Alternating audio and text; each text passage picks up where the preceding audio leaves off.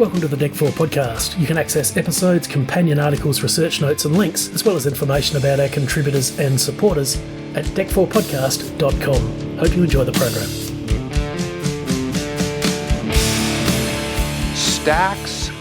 Stax was huge for me because even aside and apart, Elvis recorded in Stax, we know that, and he loved the music that came out of Stax, but even aside from him, Stax is my jam. Like the artists that are connected with Stax, the story of Stax, and the founders of it, I recommend you look it up on YouTube or buy a documentary. It's just fascinating. But to answer your question, and it's not as bad as, say, Dean Martin's birth home or American Sound Studios where they foolishly tore them down. The original Stax studios burnt down.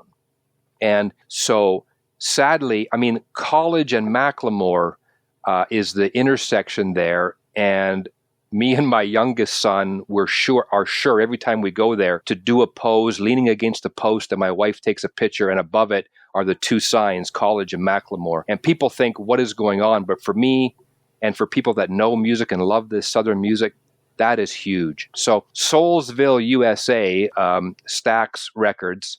You want to talk about being brave, and I hate to say this, but the area around Stax is sadly deteriorated.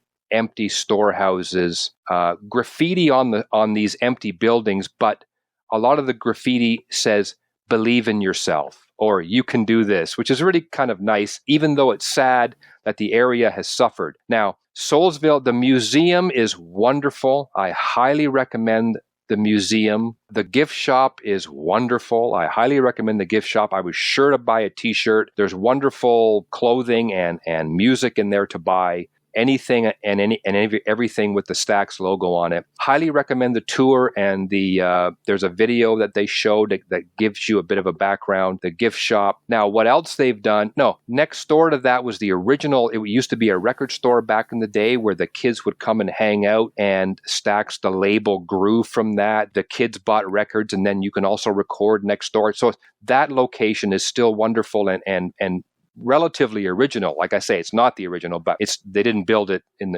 the last 20 years. There's also, they have built a foundation. I wish I had the exact name here in my notes, but there is a school, a music school for young children right next door. Brand new, beautiful building that is an institute where kids can go and learn instruments, learn music. And of course, again, like Mike Curb, they're steeping the kids in this history. So they're giving back in that way. And a lot of the people that run these places will say, and they're right, they are perpetuating the legacy of these original people like the Otis Reddings and the Isaac Hayeses. And no doubt it's part of the curriculum. They're, even if these kids are oblivious, though, there's a place for them to go. There's a place for them to learn. And Stax, therefore, is sort of giving back in that respect. So there's a Booker T and the MGs album, too, where on the cover, the guys are walking across the street. It's an Abbey Road sort of a knockoff. So be sure to get a picture of yourself, too, walking across the street. But, of course, there's cars and traffic, so be careful about that. But that's a really fun experience, too, and it's a really fun sidebar. Other people are there doing the same thing you are. One time we were at Stax and a big old tour bus pulled up and scores of people got off, senior citizens, and we were talking to them, and they were traveling from Alabama, I think, or something. So it's a really fun thing, and to meet people like that is a joy too, because you are sharing this common thing. So it's wonderful.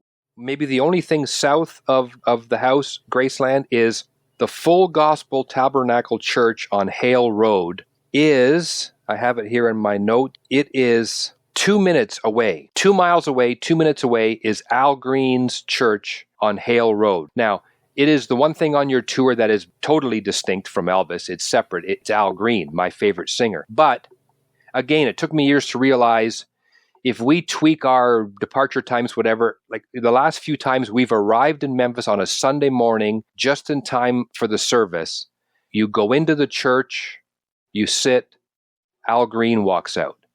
Like when I was there one time, some guy had traveled from England to come and see Al Green. Now, it's a functioning church. It has been for some 40 years. It's a Sunday morning church service. There's not going to be any tours or any talks about Al's place in history. You're not going to get any pictures or anything. You have to respect what's going on there. But it's definitely something I would suggest too. I mean, there's a Southern experience too, Al Green aside, that you'll get from a Sunday morning church service in the South. But definitely I would recommend going there for the service. I mean, it's Al Green.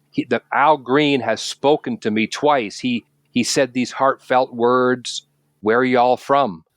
He said it right to my face, George. So it's a wonderful experience, and I highly recommend.